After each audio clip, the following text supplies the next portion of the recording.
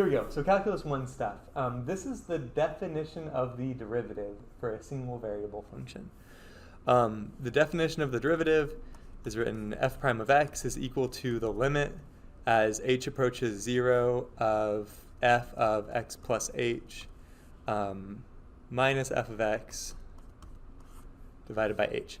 And, you know, h really represents a tiny change in x, right? So another way we can write this is with the delta symbol. Have y'all seen that before? A little delta. So the delta means a tiny change in, so if I write delta x, I'm talking about a tiny change in x. So just another way I could write exactly the same thing is this, the limit as delta x approaches 0 of the difference in the value of the function divided by the difference in your input.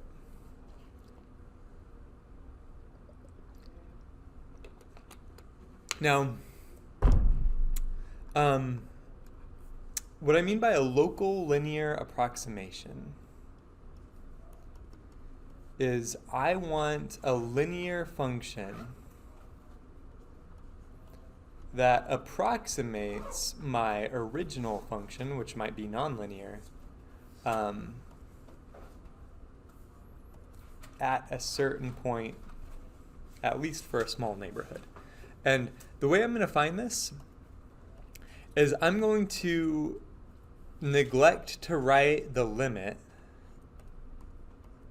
and instead of writing equals, I'll say the little approximation symbol. So this isn't exactly equal to, but it's approximately then equal to f of x plus delta x minus f of x divided by delta x. And it's approximately equal to if delta x is sufficiently small.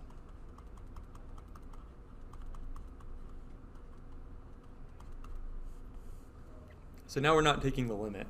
We're just saying let delta x be some small change in x, and that should be good enough if delta x is small enough. So now we're in the world of approximating.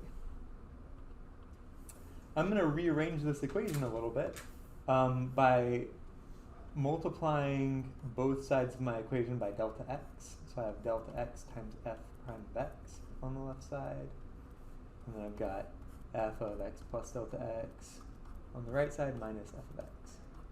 Okay. And then I'm going to go ahead and add f of x to both sides. So I'll get something like f of x plus that, and then subtract it from the right side. And finally, this is pretty much it. The local linear approximation is this.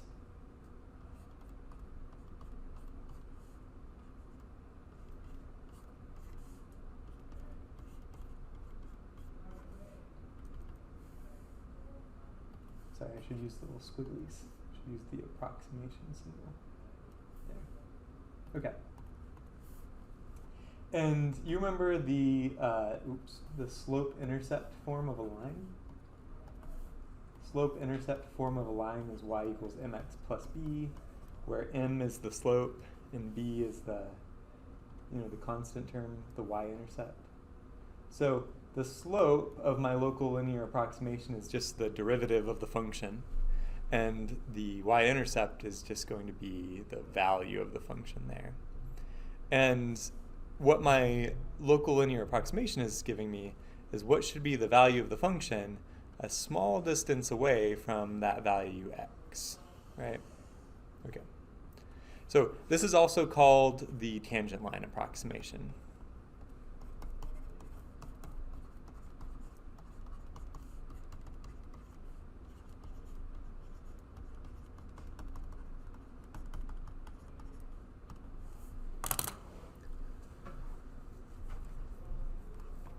And again, hopefully this is all review. If you had a good Calculus 1 teacher, you've seen this before. Let me go ahead and open up Desmos, and we'll see if this works. So let's say my function f is the sine function. Then my approximation at x plus h should be equal to the derivative of my function at x times h plus f of x, right? Except x is going to be k, and I want h to be a variable, so I'll make h into x. Let's just swap in some symbols. Now, I need to set k equal to something.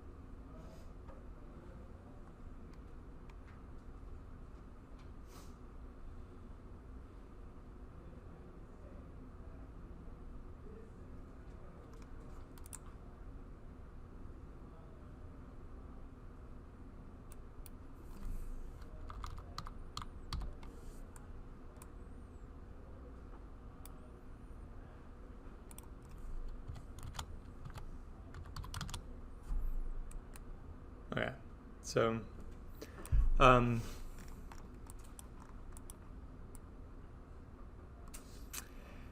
right now, the way I've written this formula in Desmos, k is where the tangent line approximation is centered, right? So if I say k is equal to 1, then the tangent line approximation actually intersects my original nonlinear red function at x equals 1.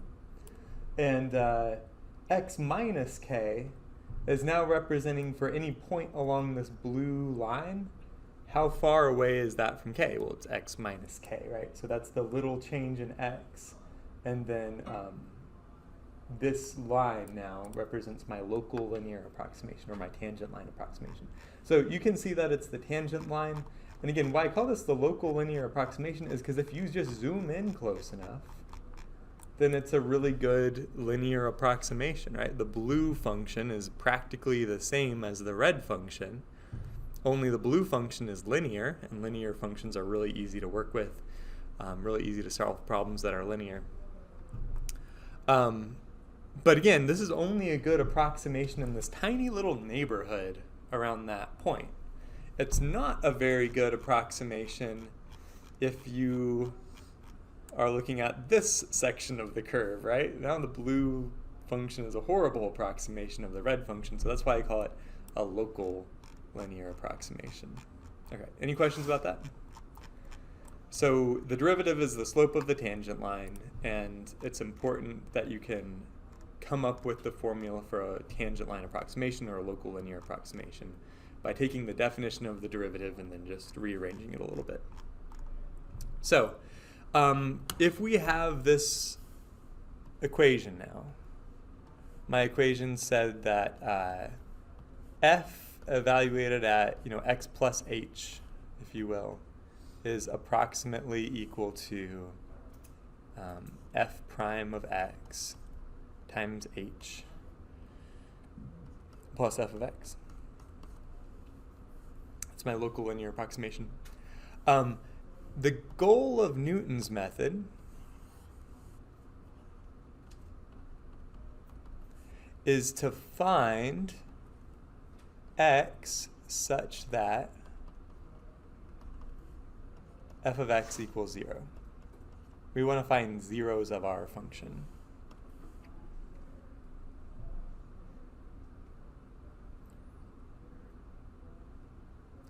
So, another way I could say this is I could say, let's find x plus h such that f of x plus h is equal to 0. And if I want to make use of my approximation, I can say, let's find, h such that this is equal to 0. because this is approximately f of x plus h, in other words. So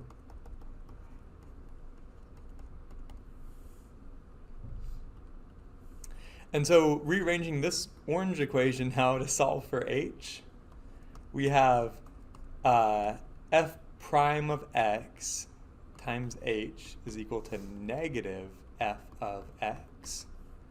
And then we would divide by f prime of x, just to solve for h. And so we get h is equal to negative f of x divided by f prime of x. And so this is just about it. At this point, remember that h is just a small change in x. So that means you've got a point where my approximation is centered.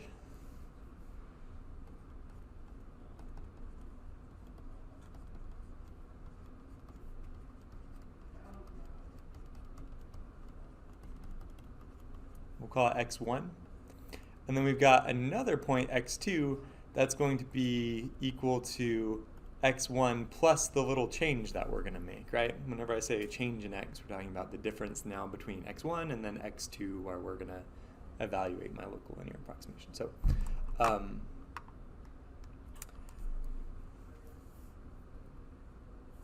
if I take that definition I just came up with, then h must be equal to x2 minus x1. And if I plug that in, now we have x2 minus x1 is equal to negative f of x1, because that's where I'm centering my local linear approximation, and then, of course, divided by f prime of x1. Almost there. Now I just add x1 to both sides, and this is what we get. Oops, I should say minus.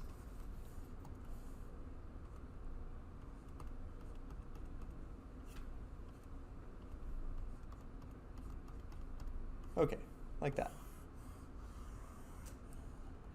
This thing that I put in the box is the iteration formula for Newton's method.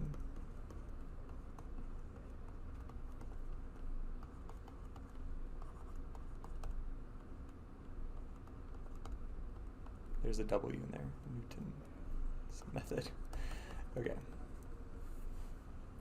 And so what Newton's method is telling you in this formula is that, like, suppose you've got some nonlinear function f, right? And it's not always easy to find the zeros of a nonlinear function, but it is really easy to find the zeros of a line, right? If you've just got some old line on an xy plane, right? The line is y equals mx plus b, and you want to find what is the value x such that y is equal to 0, you could just say, well, I want y to be equal to 0, so 0 equals mx plus b.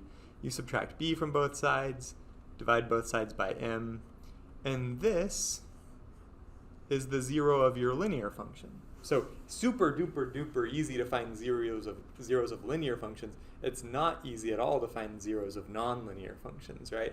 So if I want to find the zeros of a nonlinear function, what I can do is pretend that it's linear and using its local linear approximation.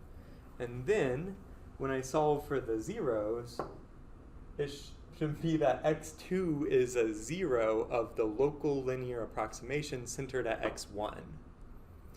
Now, because our function is actually nonlinear, this is not going to end up as a 0, but what we're hoping for is that it's closer to a 0 than x1 is. And we're going to iterate this, so we're going to use the formula over and over and over again. This x2 that we calculate is going to become my new x1, and then we can calculate this again to get another new x2, and we'll plug it in again as x1 to pull out another new x2, right? And what we're hoping is to generate a sequence of x values that gets closer and closer and closer to the 0 of the function. That's what we're sort of praying for right here. So, any questions so far? So here's an example. I've got the function y equals x cubed minus 2x plus 2. And I just want to find a0 of this function, but it's a cubic polynomial, and I know the cubic formula is really long and messy and terrible. I can't remember it. It's also not easy to factor by grouping or anything with this particular cubic. And so this is not an easy problem, but we can try to use Newton's method. And we'll try to use Newton's method by hand, and we'll see how this goes. So rewriting what I had on the previous page.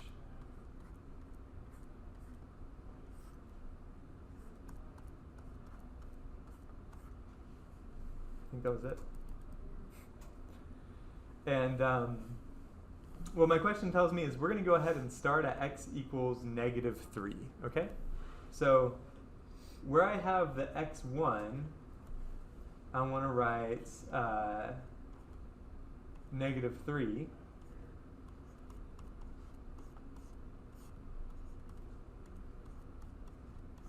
Since this is where I'm starting at. And of course, Newton's method, we name the function f, but your function could be named anything like y or whatever. And so we'll just call this f of x, my function. So what is f of -3? It would be -3 cubed, which is -27, minus 2 times -3, that's plus 6. It's -21 now, plus 2 is -19. Okay, so my numerator, I think, is -19.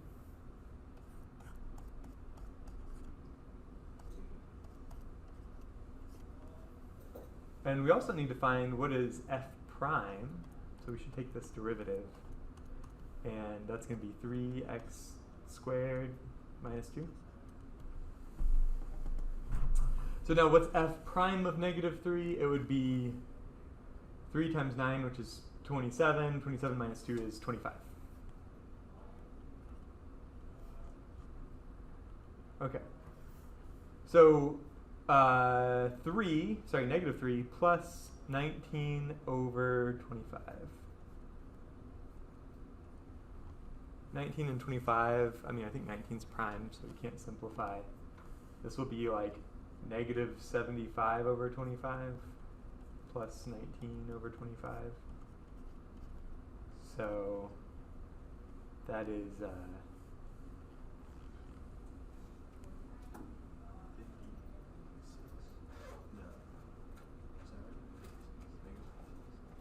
I think so.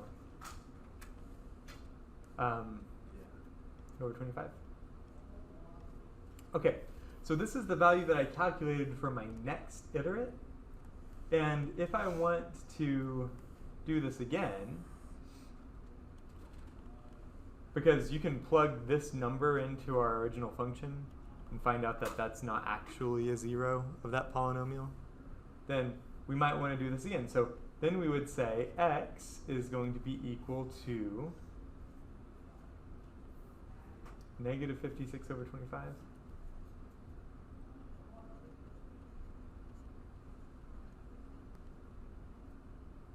Minus f of -56 over 25 divided by f prime of -56 over 25. Right? And if I had the patience to do this, what I would do is I would calculate f of that fraction using this formula, and I would calculate the derivative using that formula, divide them, subtract them from -56 over 25, and that would give me a new value for x, which we hope is even closer to one of the zeros of that polynomial, and then we could just keep going and going and going. You can repeat this as many times as you want, and it should get more and more accurate the more times you repeat it. That's the hope anyways, right? I don't personally have the patience to do this anymore because the x value is kind of nasty. So instead of doing this with a calculator, I'm just going to open up Desmos and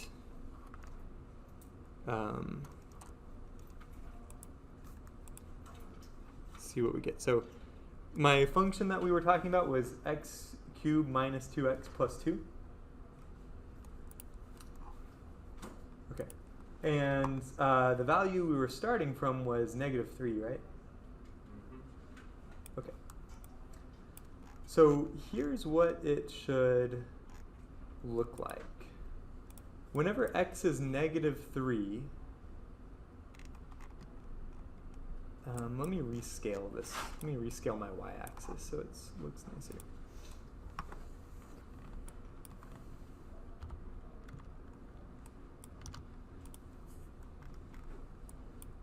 I'm going to rescale my x-axis so this looks nicer.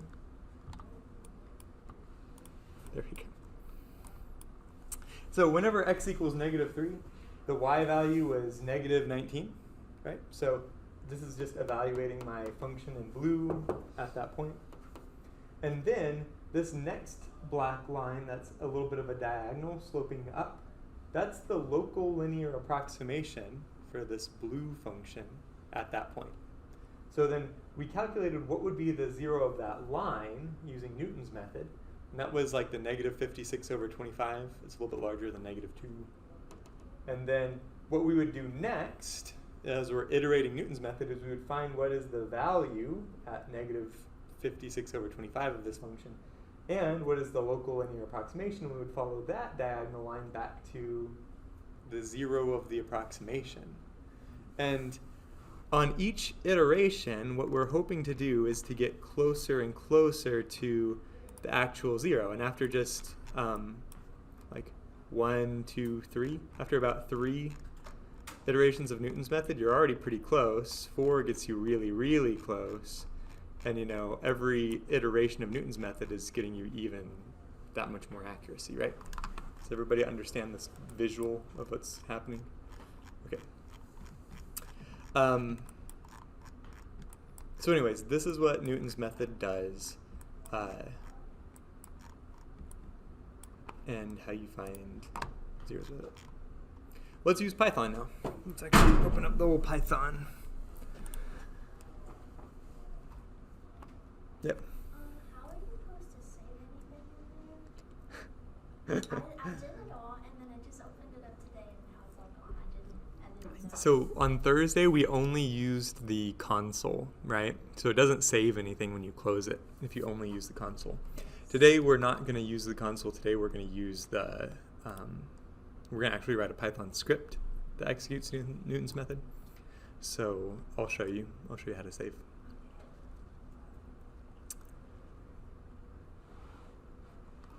So last time when I say we were using the console, what we were doing is like doing things in here, like 2 plus 3, 5, that's called the console in this Python interpreter.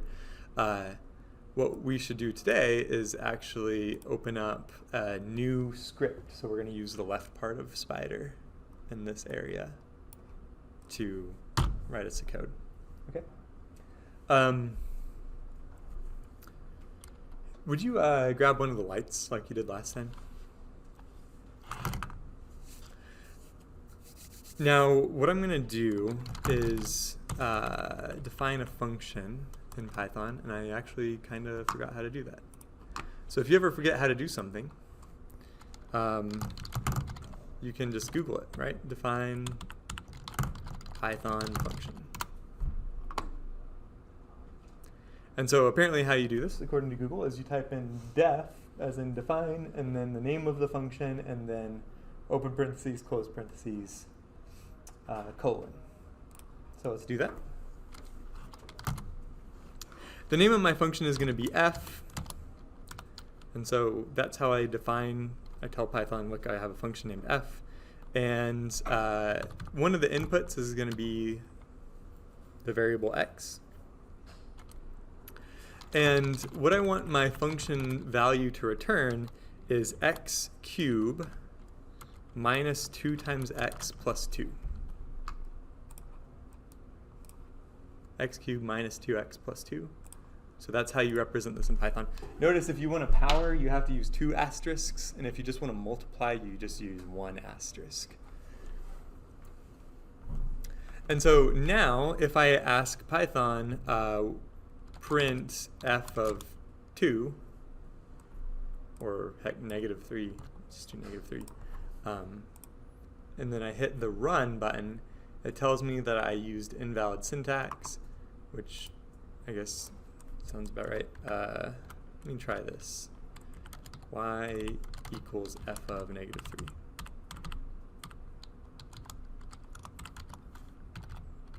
Print y. I'm missing parentheses. So to answer your question, no, I don't have everything memorized about how to use Python, but you can look it up pretty easily. So what happens whenever I run this script? I defined a function name of f. The value of the function is going to be x cubed minus 2x plus 2. I set another variable y equal to f of -3, and then I said print y.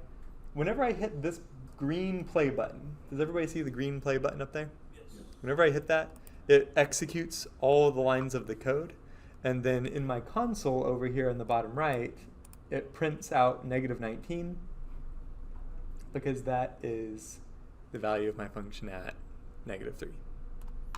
Okay, Ariana, you just asked how you save it now. So there's this button up here that says Save File on the top left, at least for me. And then you click Save File, and you choose where on your computer you want to save this. And I'll name this one Newton single variable. You can name it whatever you want. Okay. So we have a function that works. I also want to have the derivative of this function, right? If I'm going to use Newton's method, I also need to know how to calculate the derivative of my function f. And so this time, I'm going to return I'm going to return 3 times x squared minus 2. I'll name that function f prime because it's the derivative. And now I want to be able to calculate one step of Newton's method. So let's call this like x2 is going to be equal to x1 minus f of x1 divided by f prime of x1. What's wrong? Oh, I'm not supposed to use underscores. Different programming languages have different rules, and so I normally use a lot of underscores. And oh, maybe that's not it. I just have to define what it is, so I have to tell it x1 is equal to -3. Does that work? Now we're good. Now let's print x2. Aha, okay. I know I just did a whole lot of stuff, so let me know when you're caught up and you have this.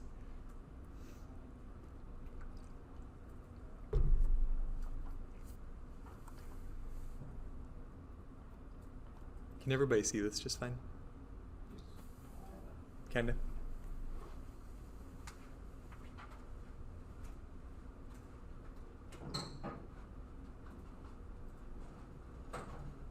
Does that help? That's perfect.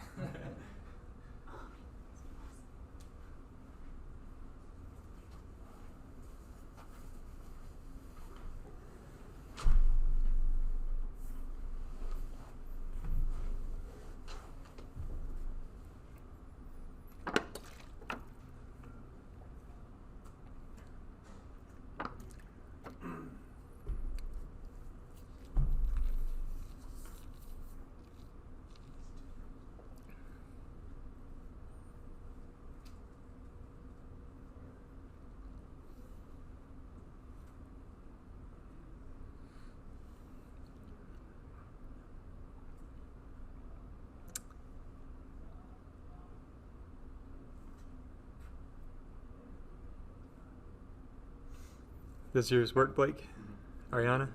Does it work? Right. Push the play button. Yeah. When you're done, hit the play button and make sure your console says negative 2.24. And so you deleted all that stuff. So That says unexpected indent. Uh-oh. Did you indent somewhere?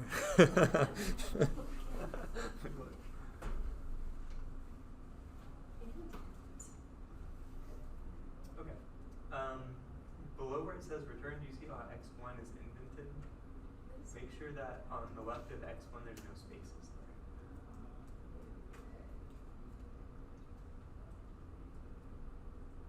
There you go. Now it should-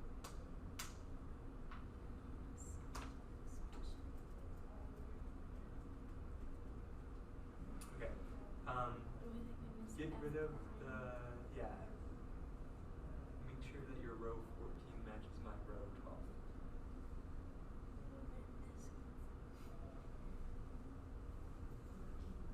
You good? I got it. Good.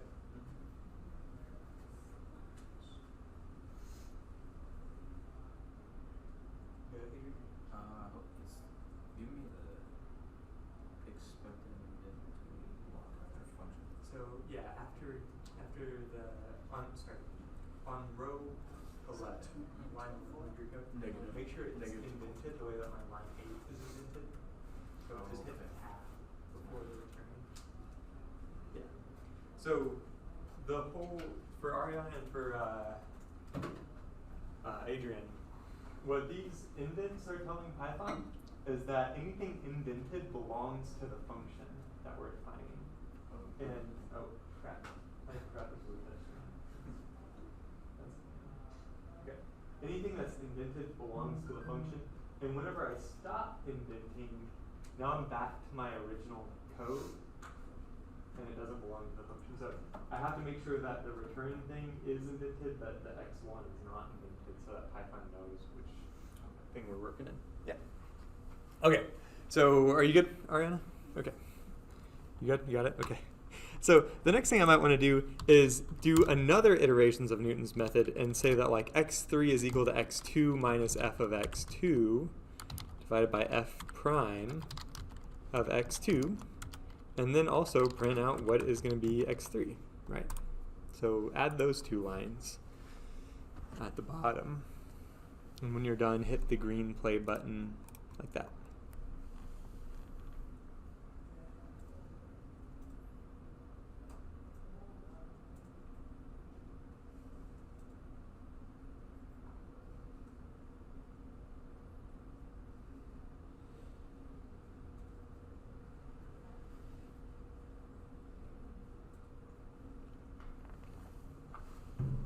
And we also might want to do this again, right? We could just do Newton's method as many times as we want. So maybe I'll throw in a whole nother iteration of Newton's method. Did you copy and paste that? Like, Yeah, I just copied and pasted, and then I went back through and I changed all the variable names.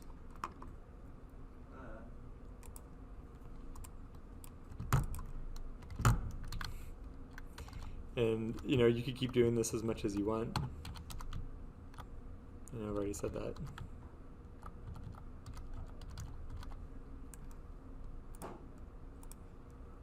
Okay, so right now what my code is doing is it's saying after one iteration of Newton's method, we got negative 2.24. After two iterations, we got negative 1.875. After three iterations, we got negative 1.776. After four iterations, we got negative 1.769. And the numbers are getting closer together, right? And that's what we saw whenever we looked at Desmos. Whenever we were looking at Desmos, the approximations were getting closer and closer to each other because they were also getting closer and closer to the actual zero of my function. And so, depending on how much accuracy you want, you could do this more and more times. It would be time consuming to keep copying and pasting this line of code and changing the variable names. So there's a way we can do this that's just a little bit smarter. And here's how we do it. we, instead of naming them x1, x2, x3, x4, what I could do is just name my variable x, okay? And then I'm erasing the 1s and the 2s.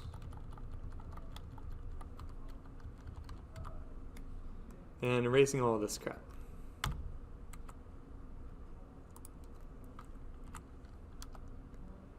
And right now, all this would do, if I hit run, is do one single iteration of Newton's method. Okay.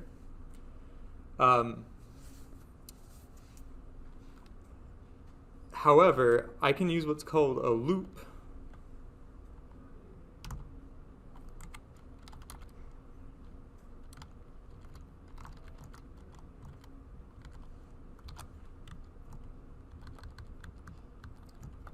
And the way that this loop works now is that it's going to have a new variable named j. J is an index variable, so it's going to only take on counting number values. J is going to count like this: 0, 1, 2, 3, 4, 5, 6, 7, 8, 9. And then j will stop counting. But every single time I go up in value of j, I'm going to execute all of the code that's indented below the for statement. So it's going to execute both of those two lines 10 times. So now I can hit the green play button, and what it will do for me is it's going to execute 10 Newton's method iterations. So each time it iterates, it should be getting closer and closer to a root. Right? And that's easier than having to copy and paste.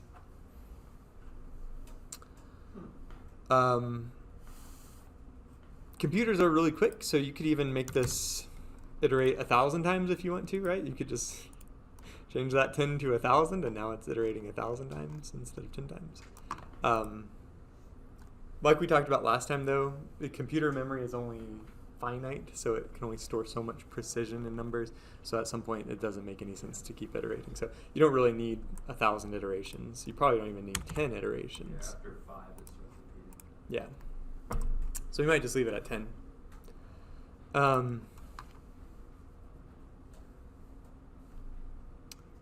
We used Newton's method to find the 0 by hand, kind of. We gave up because it was hard. We used Desmos and saw the picture, and we also used Python. We learned a little bit about Python coding. Let's talk about when you might stop, right? How do you choose the number of iterations that is okay or acceptable? Typically how we do this is we decide how many significant figures of accuracy we want.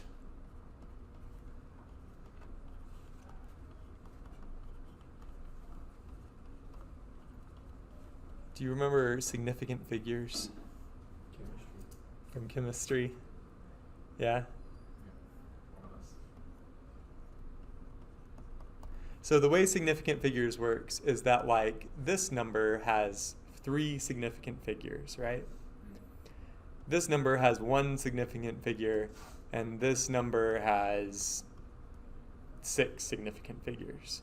So more significant figures means more accuracy. These are all the same number if you round to different decimal points. The other thing, too, is that, like, this number only has how many digits? Or how many sig figs? 1 sig fig. Yeah, this is only 1 sig fig of accuracy, and if I were to write this, it would be 3 sig figs of accuracy, right? So significant figures is a nice way of telling you where to round that's relative to the size of the number. Because 3 sig figs here means 2 decimal places, 3 sig figs here means 0 decimal places. But you generally think about accuracy as being relative to the size of the number. We care about relative accuracy, so that means we care about how many significant figures. Okay. Then, after we decide on how many sig figs of accuracy we want, we decide on a tolerance. Meaning, what is the absolute value of the error you're willing to tolerate, such that whenever we actually round to that number of significant figures, we know that that many significant figures is accurate to the true value. So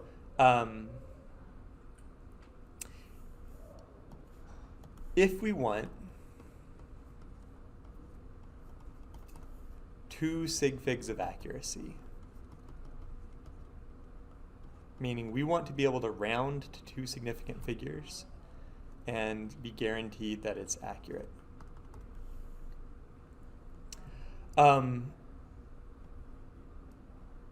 9 point, let me think about this. We know that 9.5 rounds to 10, right? 9.4 rounds to 9. Well, so let me say if we want 1 sig fig. Sorry. If we want 1 sig fig of accuracy, then that means I'm going to round a number like 9.4 or 9.5. I'm going to round that number to either 9 or 10, because 9 and 10 are both numbers with 1 significant figure. That means I need to be able to distinguish between 0.1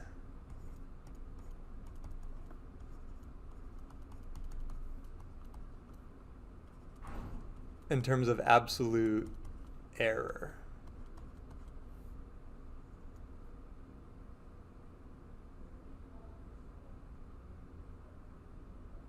Am I thinking about this right? Hold on.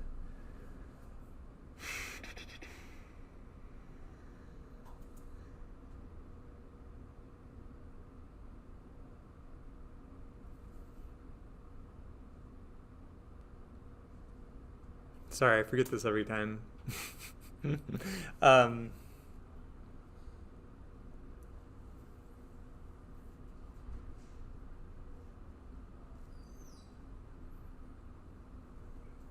Okay. Sorry, I kept sort of messed up this derivation. Suppose we want 1 significant figure of accuracy, and the real true value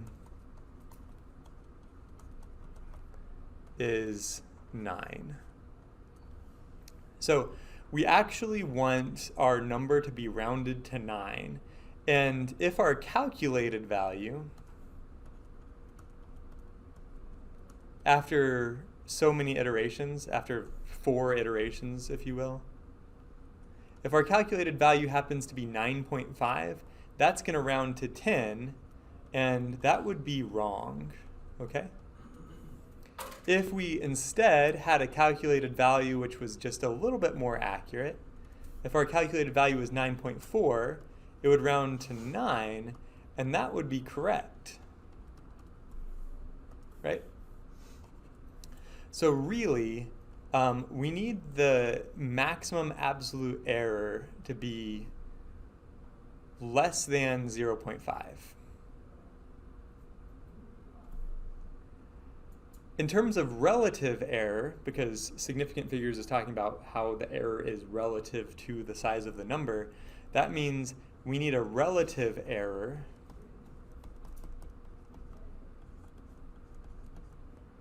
to be less than 0.5 divided by 9.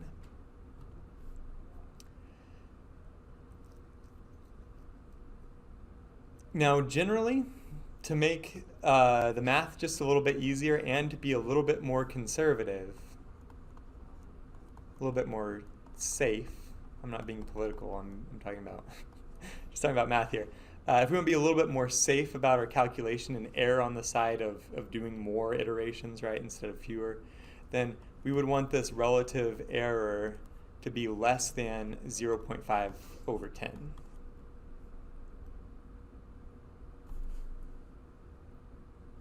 Which 0.5 over 10 is 0.05. This number is what we call our tolerance in terms of relative error. So when we calculate our relative error, it needs to be less than this tolerance if we want 1 significant figure of accuracy.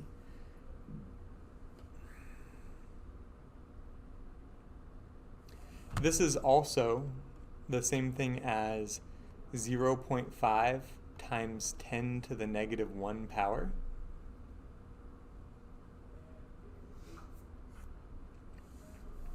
And now I'm going to redo all this, but we're going to also talk about what if we want two significant figures of accuracy.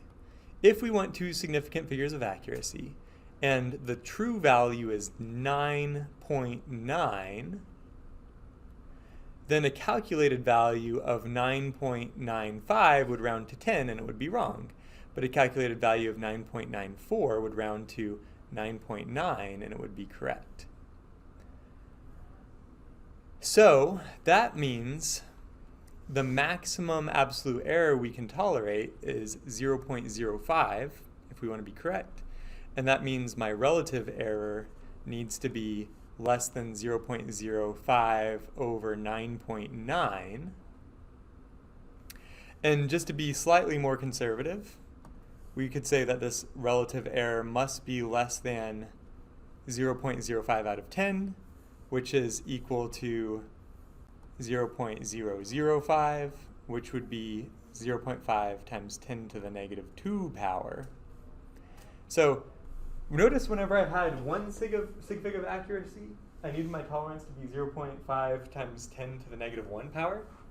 Now that I want two sig figs of accuracy, the same argument means that I need a tolerance of 0.5 times 10 to the negative 2 power. So you can probably guess where this is going, but if I make the same argument and I want three significant figures of accuracy, then this would be, assume a correct value of 9.99. What if you had 9.995 or 9.994? We would find that 0.005 is the maximum absolute error. So the relative error would be that divided by 9.99. And then we can round up to 10 for the denominator to be a little bit more conservative, throw in an extra 0, and then you would have a tolerance of 0.5 times 10 to the negative 3.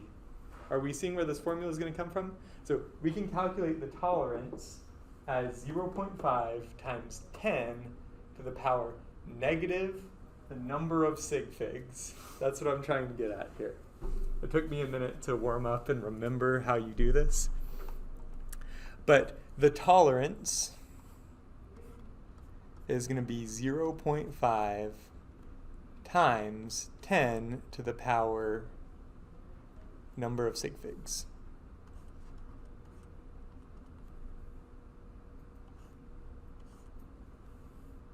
So this would be the formula that we're going to use.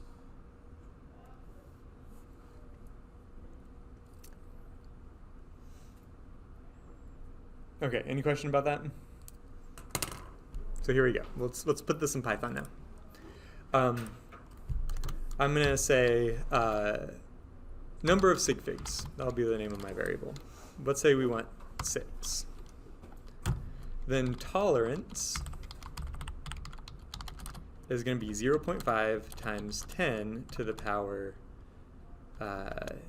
negative 1 times number of sig figs, like that.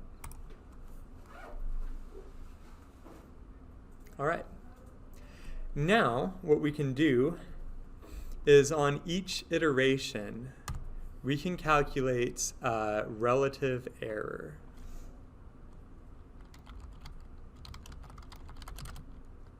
So my relative error is going to be how much my variable changes from one to the next. It's not super perfect in a couple of ways, but this is the best estimate we can get. So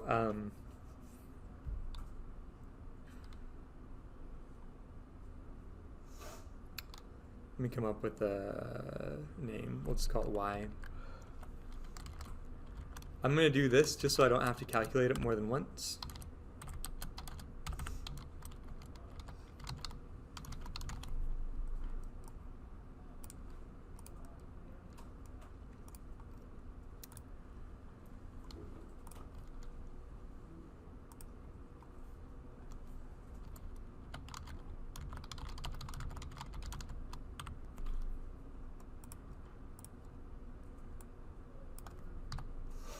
And I know I typed pretty fast, but see if you can get your code to look just like mine, and then hit the green play button. And Is there a reason you have some empty spaces between? I just think it looks prettier that way. But you don't have to have empty space. If you start to write really, really long code, it helps to make it like as readable as possible. So I sort of clump together or group together lines of code that do similar things, and I leave space in between things that don't.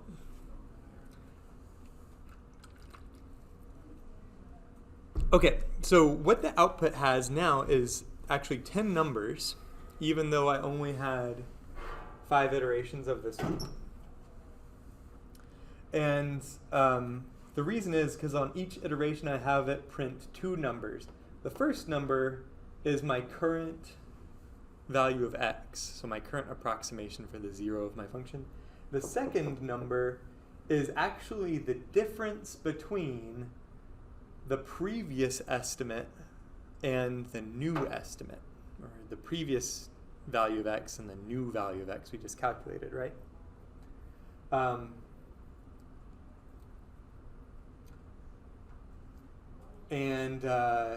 I actually did this wrong. That was actually what we call the absolute error. But relative error should be absolute error divided by the actual number itself.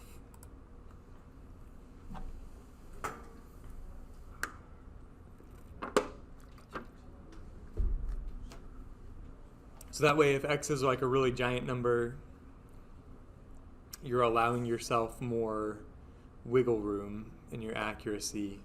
And if x is a really small number, then you're not allowing yourself as much wiggle room. And what we care about is the relative error. So now, without any mistakes, this is how you would write your code.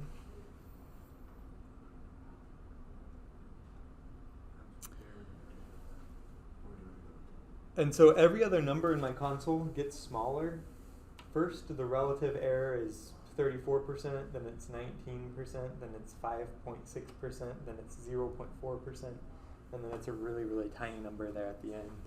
But you expect your error to be shrinking because you're getting closer and closer to the true value. You're getting closer and closer to the 0.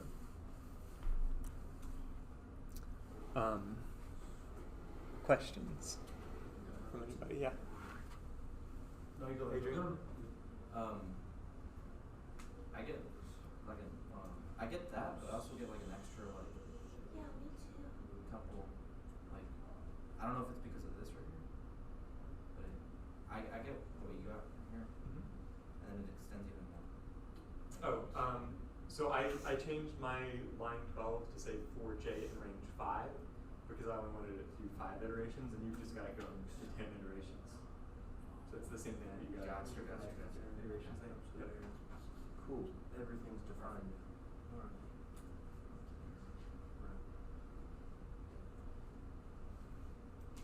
Right. Is it working? Yeah. Is it working? Yeah. Okay. So we're ready to move on now. What I still have it doing is I still have it executing 5 iterations regardless of what the error is. Now, if we actually want to make use of what we learned, we need to do a different kind of loop. We're going to say while relative error is greater than tolerance.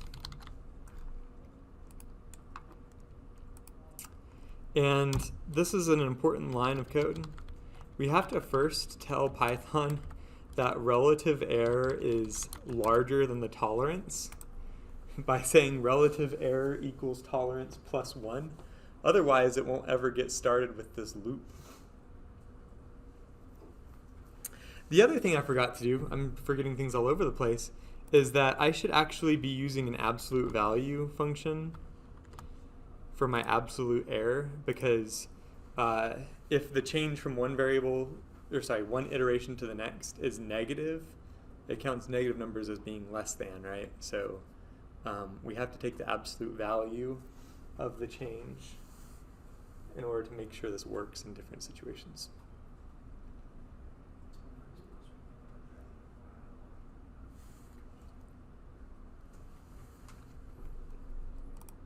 And then I also should do that. So the underscore is just like a space. The underscore is what I use for variable names because I want to have relative error be the name of a variable, so it holds a number, right? But if I were to actually put a space here, then Python's going to think that's two different variables, relative and error. But the underscore glues it together as one variable name. Yeah.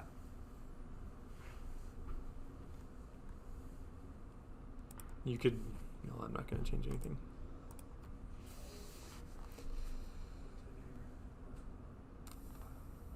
You could also write the exact same code with no underscores and it will still work like it should.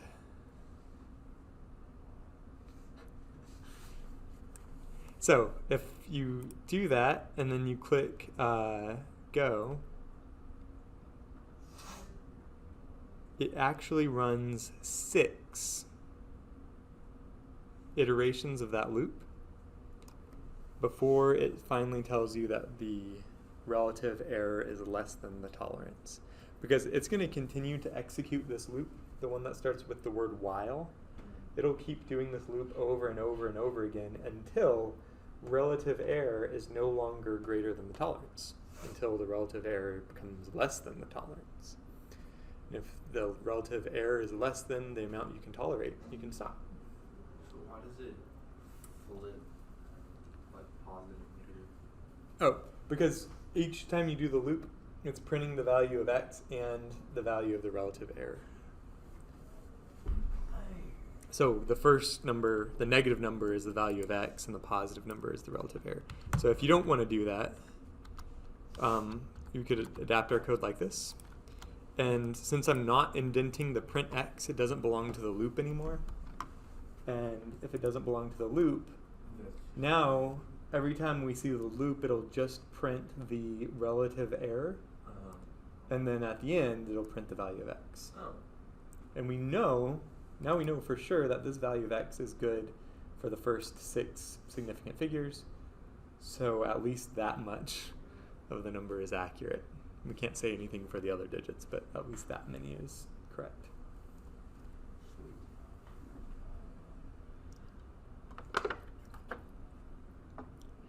Okay, does it still match? Okay, good job. If we want only 3 significant figures, I can change numSigFigs to 3, and then instead of iterating 6 times, it's going to do 1, 2, 3, 4, 5. It'll still do 5 iterations. If I want 8 significant figures, now it's going to go 1, 2, 3, 4, 5. Oh, it still only does it 6 times.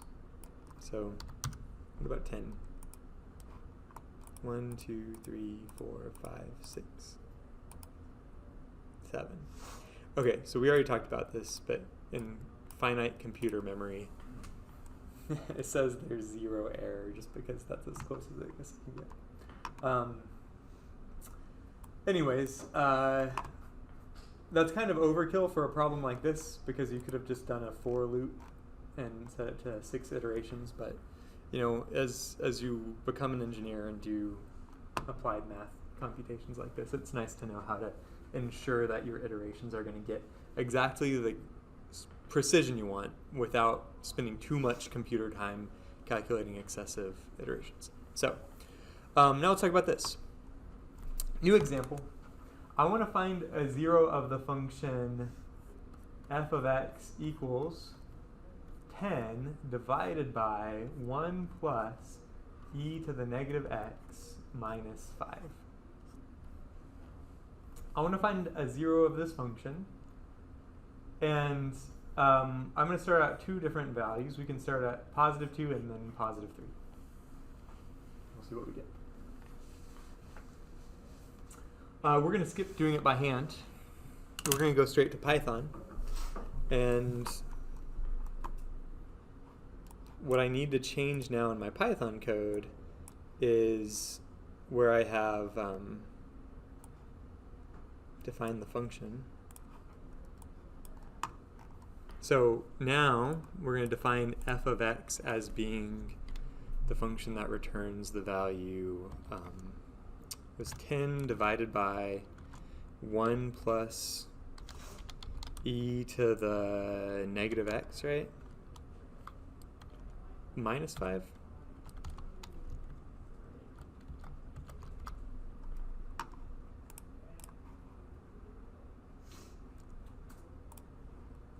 Cool. I think. So to get the exponential function e to the negative x, I use the letters exp, that stands for exponential function. But that doesn't exist in basic Python library, so what we need to do is we need to import the NumPy library, and so we'll say from NumPy import exp. And so that way, it's going to bring in that function, and I'm allowed to use it in my code right there. Why didn't you use the asterisk that time? Oh, so I could. If I use the asterisk tells you that you can import everything from the NumPy library, including the command exp. But if I only want the command exp, then I don't have to import everything else. NumPy is a really large library, and I don't need everything, so I'll just import exp. But you could. The asterisk should also work. We also have to find the derivative. And I don't remember what the derivative is off the top of my head, but we need to do it. And it can't be that hard.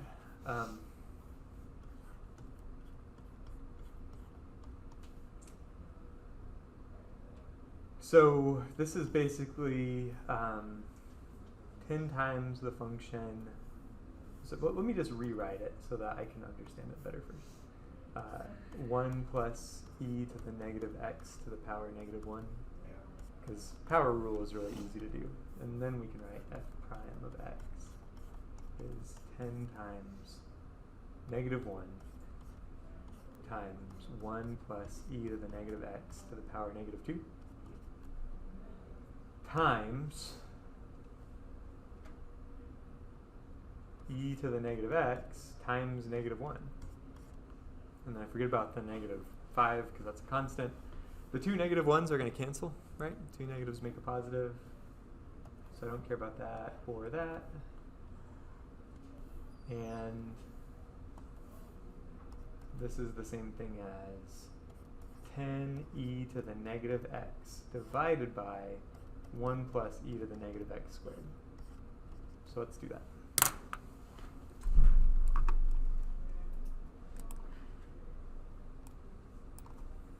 Ten times exponential of negative x divided by 1 plus exponential of negative x squared.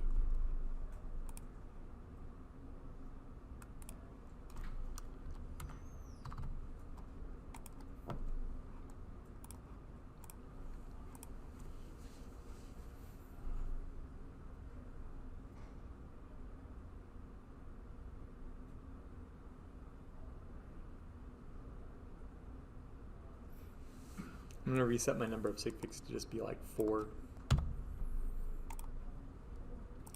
And then my problem stated that I need to start at x equals 2. So my initial x value is going to be 2. I changed that right here in line 12 of the code.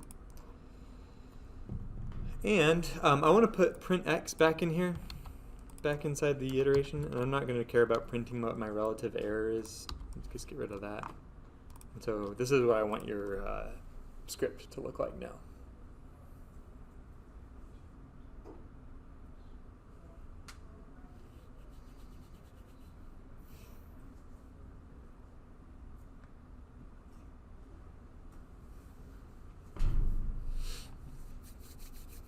Is everybody here? Whenever you're ready, hit the green button.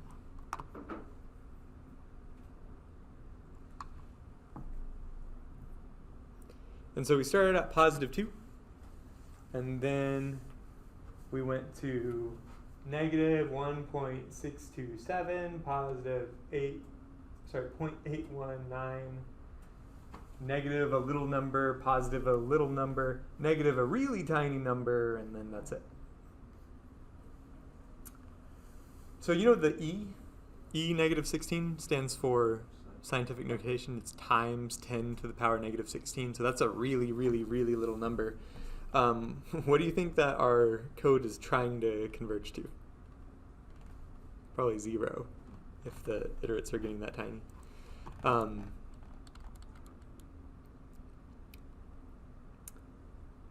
So I know at least, I'm within a certain really small tolerance of the correct answer whenever I look at my final iterate. I had to do 7 iterations to get to this point. Everybody's at this, right? Everyone's got it going? Working? Okay. So then let's go look at Desmos and see what happens when I use this function.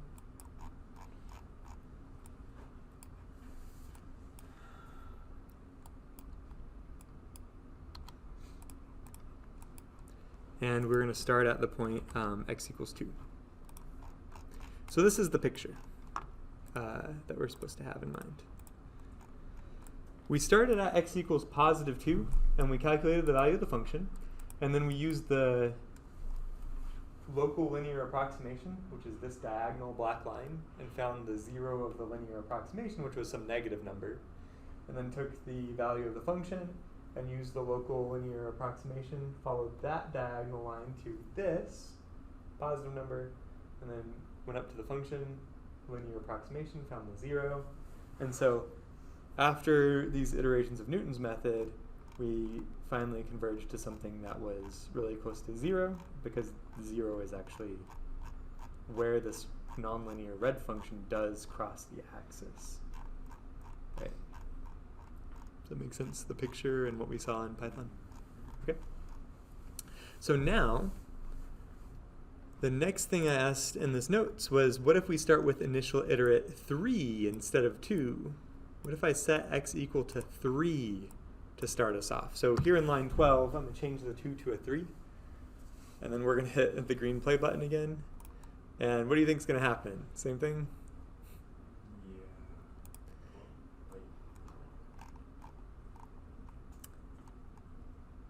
So it blows up. Notice when I hit the play button, I just got an error that said overflow encountered. NaN means not a number.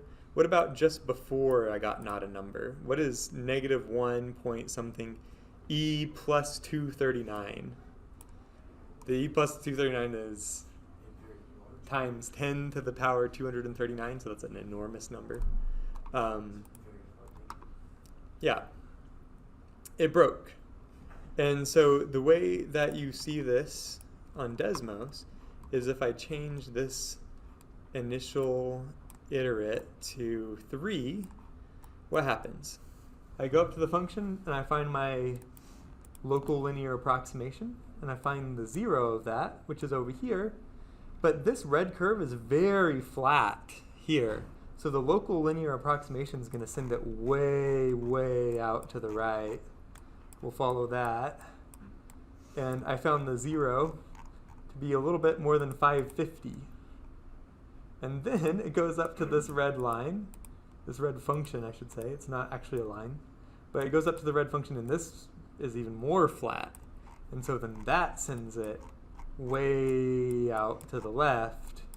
And that's how we got that enormous negative number, and the program broke. So this is one of the ways that Newton's method can fail to find a 0. Sometimes you have these functions that have some area or some neighborhood that's close enough to the 0 where Newton's method will converge.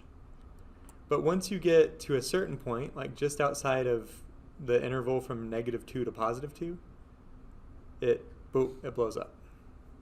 It's blowing up. It's working, it's working, it's working, it's working, it's blowing up again, right? And so the moral of the story is that if your initial guess is close enough to the 0, Newton's method will converge to the 0. But if you're too far away, sometimes bad functions will blow up your Newton's method and it won't find the 0 for you. Okay?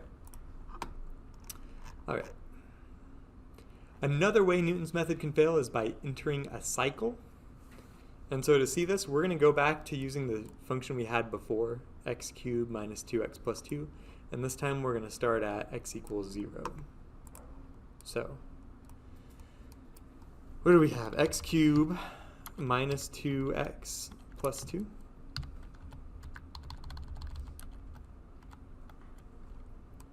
And the derivative is 3 times x squared minus 2. And this time, I don't actually need exp from NumPy. That's why it's giving me a little symbol over there. But I want to start my initial iterate at x equals 0. Okay. And if you change the function, you change the derivative, and you change x equal to 0 to start you off. And now we hit the green play button.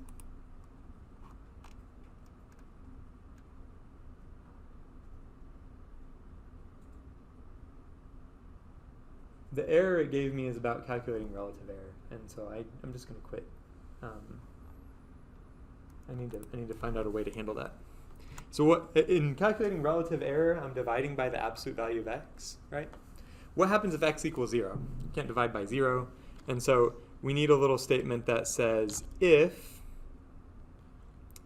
x is equal to 0, then relative error is just going to be my absolute error. Otherwise, if x is not 0, then we're going to calculate the relative error by taking the absolute error and dividing by x. Because we can only divide by x when it's not 0. And so this is how we're going to handle that situation.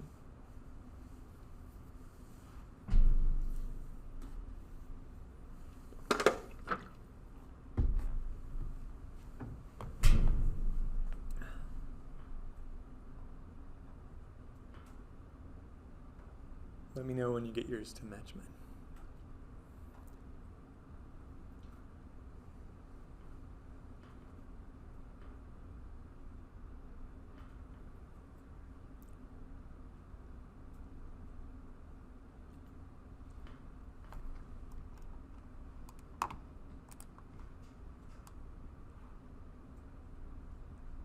Oh, shoot. Where it says if x equals 0, you have to use 2 equal signs. I forgot that. Little detail.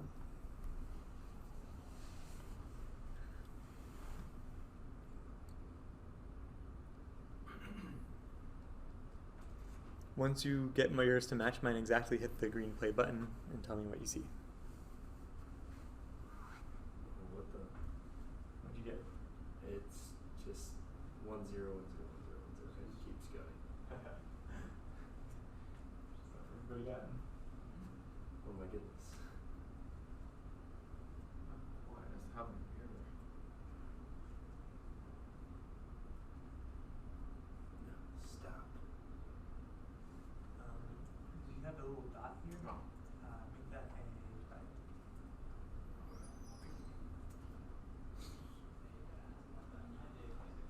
What'd you get?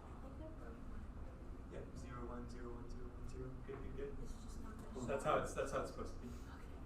Because the difference from one iteration to the next is 1, right? That's the relative error, or the absolute error, whatever you call it, from one iteration to the next. And so it's not ever going to terminate my loop because I told it to keep doing that loop as long as the relative error was greater than the tolerance. And 1 is always greater than the tolerance we set. And so it's just not going to stop if we did this correctly. Set x equal to 0.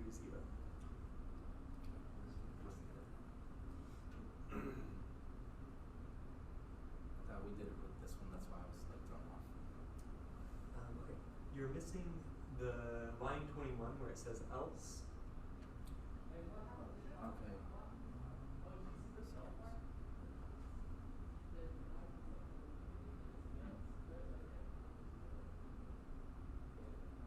So the if statement is hopefully pretty straightforward. It will only do the indented line if x is equal to 0. The else statement means if x is not equal to 0. So it looks at the previous if statement it says, okay, what if that condition's not met, then that's what we'll do. So yeah, the output should be 0, 1, 0, 1, 0, 1, 0. I'll show you how to get out of that once you do it. So if I hit the green arrow, look at my zeros and ones now. If you want to stop it, you hit this red square. The red square will stop it from executing your code. So we're going to hit the red square. This is called a cycle. That's what I mean when I say Newton's method can fail by entering a cycle. And to show you this, I'm going to open up my Desmos. And we're going to set x equal to 0 to start us off. And this is what it looks like. X equals 0, this black line is my linear approximation, and it brings me straight to x equals 1.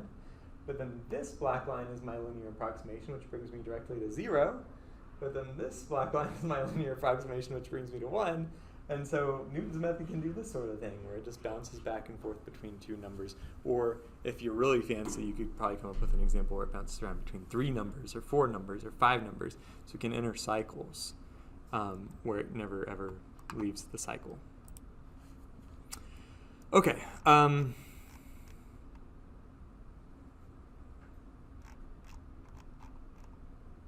If you want to find a critical point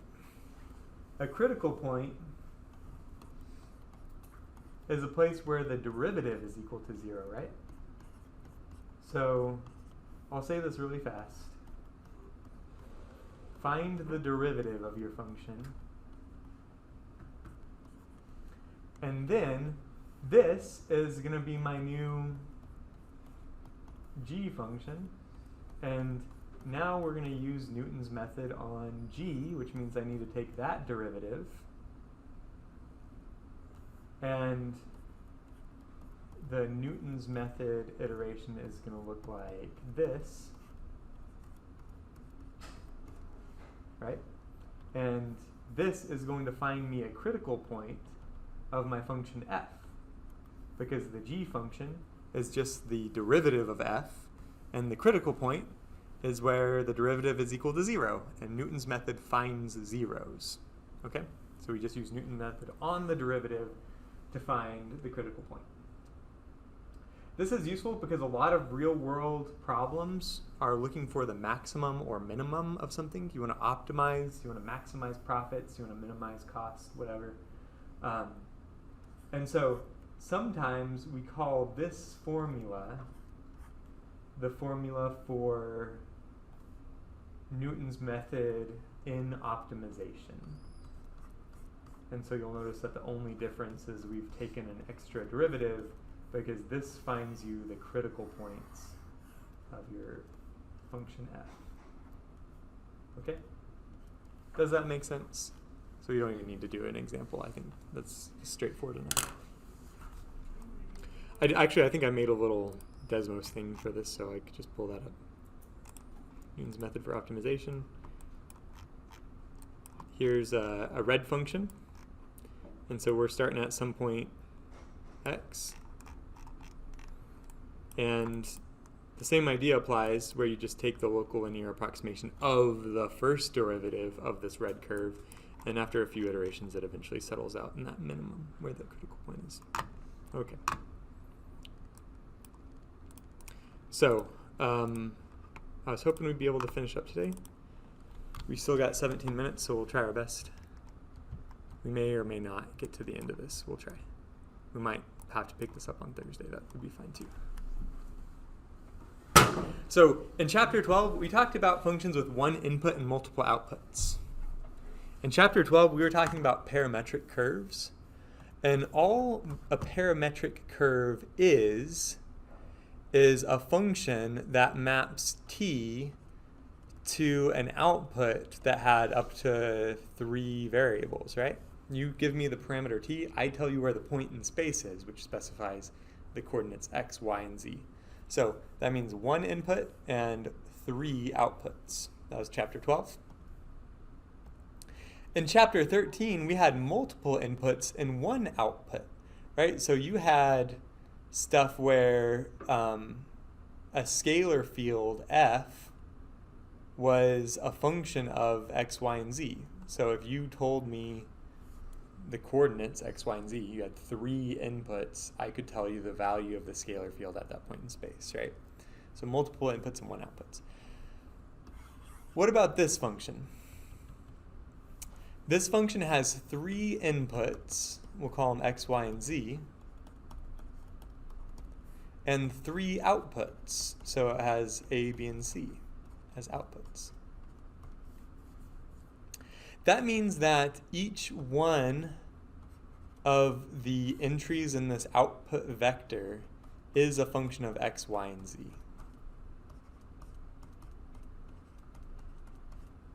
So each one of the outputs is a function of all of the inputs. Not that wild, but I want to set this up so we understand what kind of object we're talking about. We already said this earlier today, but here's the definition of the derivative for a single variable function. We talked about the local linear approximation. We can now generalize this definition to a local linear approximation of this new function that has multiple inputs and multiple outputs, specifically 3 inputs and 3 outputs.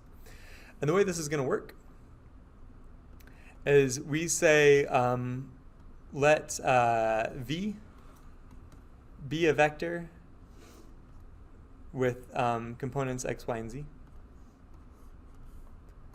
Let h be a vector that has components delta x, delta y, and delta z. So that means little changes in each of those variables. F is going to be the vector that contains output values a, b, and c. And then we're ready to go. Then we can go and write this f of v plus h is approximately f of v plus f prime of v times h. But that means this is a vector with size 3. This is also a vector size 3. This, as you know, is a vector. H is a vector with size 3. And that means this thing right here, I have to take something and multiply it by my vector h, and then later, this product, I need to add it to a vector of size 3. So that means that whenever I multiply this times this, it needs to be a vector of size 3. The only thing that really fits, the only really object in math that fits, is that if this is a matrix with size 3 by 3, 3 rows and 3 columns. That's the only way that this equation can work for a function of 3 inputs and 3 outputs. All right, so then what would that function look like in order to make this a local linear approximation? This matrix is what we call the Jacobian matrix.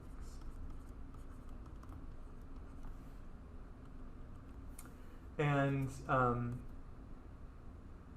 you know, if the inputs are x, y, and z, and we call the outputs a, b, c, so that a, b, and c are all functions of x, y, and z, then this Jacobian matrix, like I said, 3 by 3 matrix, the entries are going to go like this. The partial of a with respect to x, the partial of b with respect to x. No, I messed it up. Sorry. Partial of a with respect to y, and the partial of a with respect to z. And in the second row, we have the partial of b with respect to x, the partial of b with respect to y, and the partial of b with respect to z. And in the last row, we have the partial of c with respect to x, the partial of c with respect to y, and the partial of c with respect to z. Okay, so 3 by 3 matrix. We call it the Jacobian, and what I want to point out to you is that in the local linear approximation, the Jacobian takes the place of the derivative.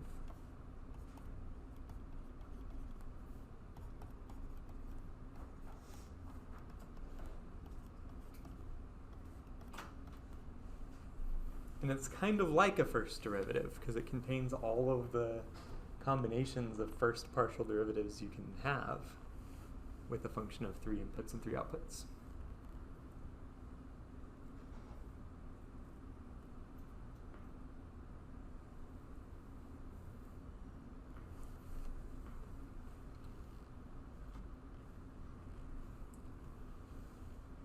So, everyone's gotten this copied down, this matrix? Okay. Then, going back here, if you remember that h is this vector right here, delta x, delta y, delta z, then that means the Jacobian times h, where it appears, is going to be a size 3 vector. A little bit wider. Where the entries are going to be the dot product between the h vector and the rows of the Jacobian. So it's going to be partial a with respect to x times delta x plus delta a with respect to y times delta y plus partial a with respect to z delta z. And so the first entry is telling you how does a change given some small variations of x, y, and z, with using the partial derivatives to tell you how much that changes, and using the delta x, delta y, delta v to tell you how much the input is changing. So obviously the same for the last 2 entries except with respect to of b and c. And maybe this makes sense now why this is a good linear approximation, is because we're just adding together linear terms. And we're using the partial derivatives to tell us how much it changes. All right. What if we want Newton's method now? So in Newton's method, we had this formula for a single variable. We said x2 is equal to x1 minus f of x1 divided by f prime of x2. No, sorry, x1.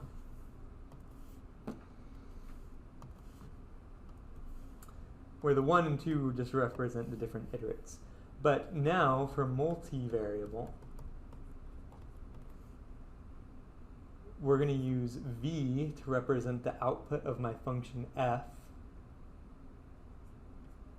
And this is just the next iterate, and this is just the previous iterate, like before.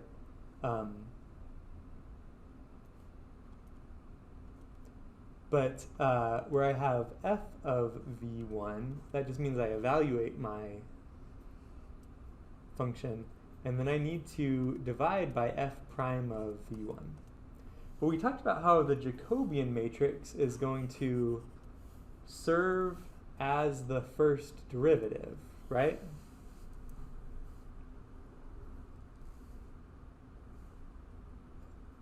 But wait, does it make sense to divide by a matrix? Not really. But instead, what we're going to do is multiply on the left by the inverse of the Jacobian matrix. So we remembered maybe from last time how to find a matrix inverse. And so we'll have to take the inverse of the Jacobian times that vector to calculate a new iterate for x, y, and z.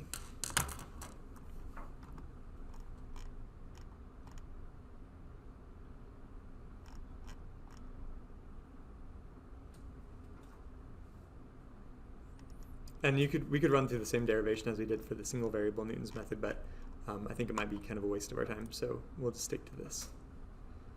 Questions? Just remember everything is vector, vector, matrix, vector. And specifically, that's a size 3 vector, size 3 vector, size 3 by 3 matrix, and a size 3 vector. So question for you. A little bit of geometry. Whenever we talk about spheres in 3D space, they could have any radius, right? They could have any size. And they could have any center, right? A sphere could be centered anywhere. But if you tell me the center, like the coordinates x, y, and z of the center of the sphere, and you tell me the size or radius of the sphere, you've fully defined where that sphere is in space and what it is. There's nothing more that could change about that sphere. It's fully specified. Now, what if you told me instead about 3 points in space that belong to the surface of the sphere? So I tell you specifically, this point belongs to the surface, that point belongs to the surface, and that point belongs to the surface. Would that fully and uniquely specify what sphere I'm talking about? You gotta know. What do you think? Yeah. No? No, I don't think so. No? No? Yeah, because the way I think about this, and you're probably thinking the same thing, is that like, if you had like 3 points propping up like a balloon or some other kind of sphere, a volleyball, then actually there's a bunch of different sizes of sphere that could sit and rest on those same 3 points. So it's not uniquely defined. That's great. So the answer is no. What about 4 points? If I tell you the location of 4 points that must belong to the sphere's surface, does that fully and uniquely define a sphere in space? You got no? No, no, no. It does. As long as the points aren't collinear. As long as these 4 points don't all belong to the same, I should say coplanar. The answer is yes. If these 4 points are not coplanar. Coplanar means they belong to the same plane. Because if 4 points belong to the same plane, there's no way to find a sphere that fits with all of them, right? But if I pick 4 points in space that don't belong to the same plane, then there is only one sphere that exists whose surface touches all 4 points. Believe it or not. So the question is, and this is your big project question that I want to get to. Maybe we can do it in the next 13 minutes, maybe not. The question I want to get to is, how would you find the center and radius of a sphere if I give you 4 points that must belong to the surface? Here's how I would do it. The equation for a sphere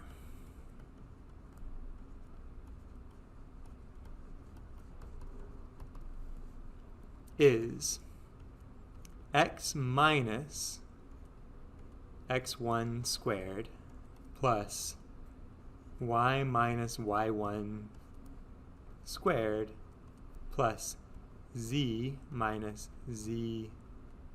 I shouldn't use 1. I'm going to use 0 instead of 1.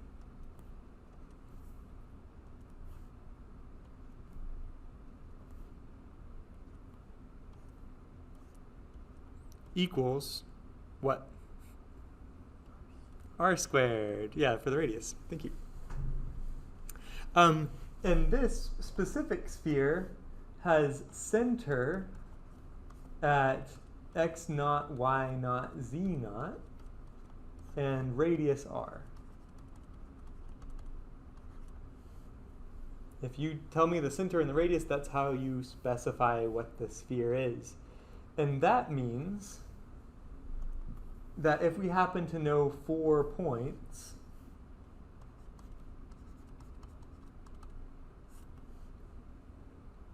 we'll call those points x1, y1, z1, x2, y2, z2,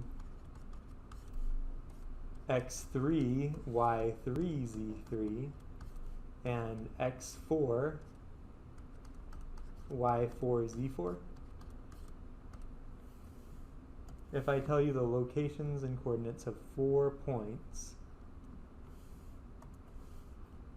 I can write 4 equations. And the 4 equations are all going to look like this one if I plug in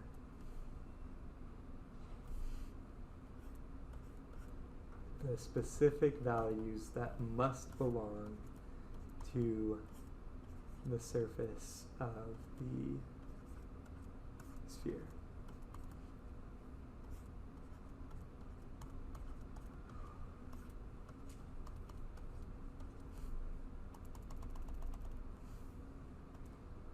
I'm not going to write the last 2 equations because they would look the same. But here's the thing. We know these values of x, y, and z that have indices 1, 2, 3, and 4.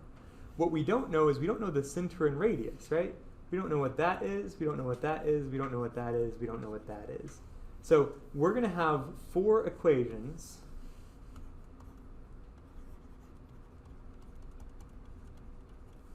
and 4 unknown variables, x naught, y naught, z naught, and r.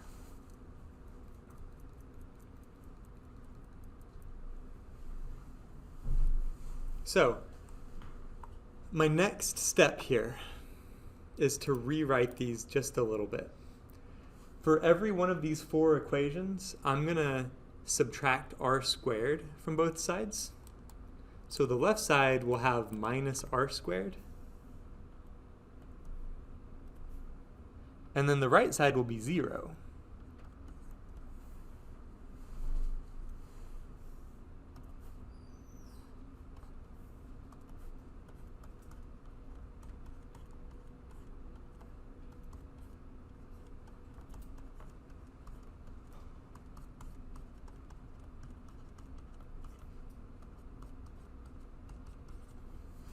Of course, those equations still mean the same thing, but now I want all of those 4 equations to equal to be 0. And what I can do is I can consider, I'm just going to go ahead and write all 4 of them because it's easier to point at and talk about if I have all 4 written out, I guess.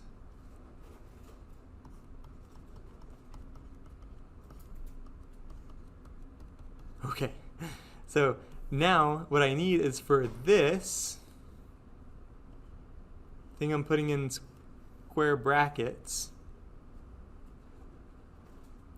This is now kind of like a vector with 4 entries. You know, once I put the square brackets around it, now it's a little more obvious. I'm talking about a vector with 4 entries. And I want it to be equal to the vector with 0, 0, 0, 0 as entries. Which means this is a function that has 4 inputs, x naught, y naught, z naught, r, and 4 outputs. And the outputs are represented by these 4 expressions. And I want my function to be equal to the 0 vector, 0, 0, 0, 0.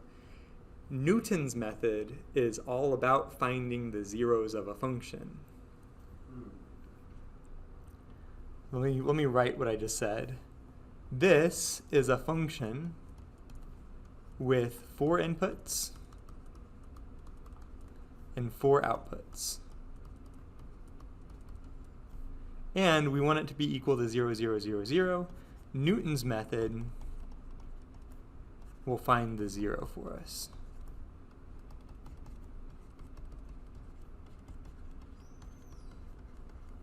We just have to use Newton's method, which for multi-variable function is this.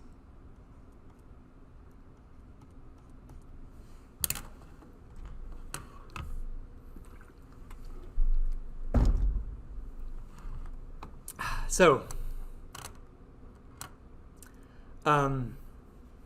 the Jacobian matrix. We need to figure out what that is. The Jacobian matrix is going to be a 4x4 matrix this time, where the top row is going to be the partial derivatives of the first expression. It has to be the first output of my function.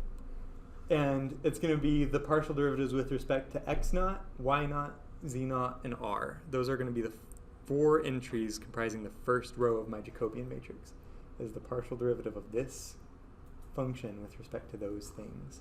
And so the partial derivative of this expression with respect to x naught is going to be 2 times this times -1, right? So let me make this a little bit larger, actually. It's going to be 2 times x1 minus x naught times -1.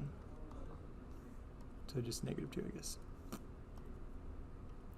And the good news is about this that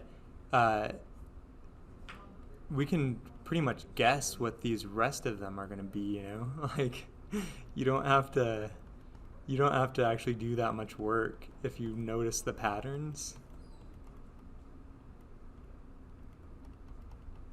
All the 4 expressions were the same thing. They were just the formula for the sphere. And the formula for the sphere is symmetric in the variables x, y, and z.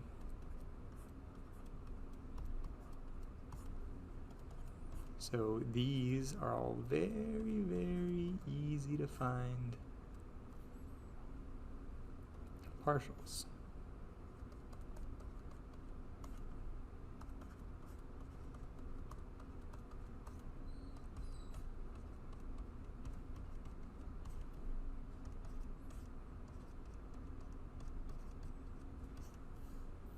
Okay.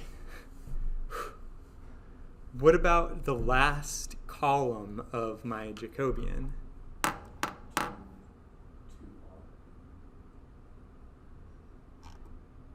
It's going to be -2r, yeah. Because it's going to be, the last column is going to be the derivative with respect to r of these 4 expressions. And in each of these expressions, the derivative with respect to r is -2r.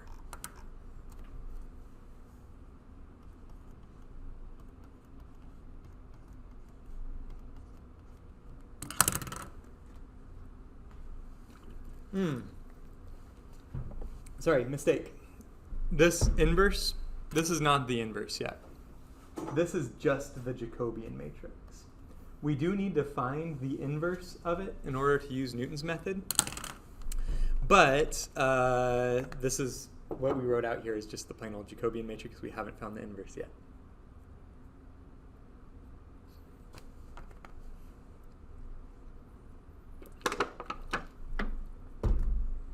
Okay. You know, we've got a lot more work to do, like maybe like 30 minutes of more work before we've solved this problem. And so we'll save this for Thursday. We'll pick up where we left off on Thursday. But now you have the end in mind, right? The answer to this project is going to be a Python script that tells you the center and radius of a sphere when you plug in 4 points that belong to the sphere. That's what our goal is, and I think we're close. Just need to spend about 30 more minutes working on this on Thursday. Okay? All right. Any questions?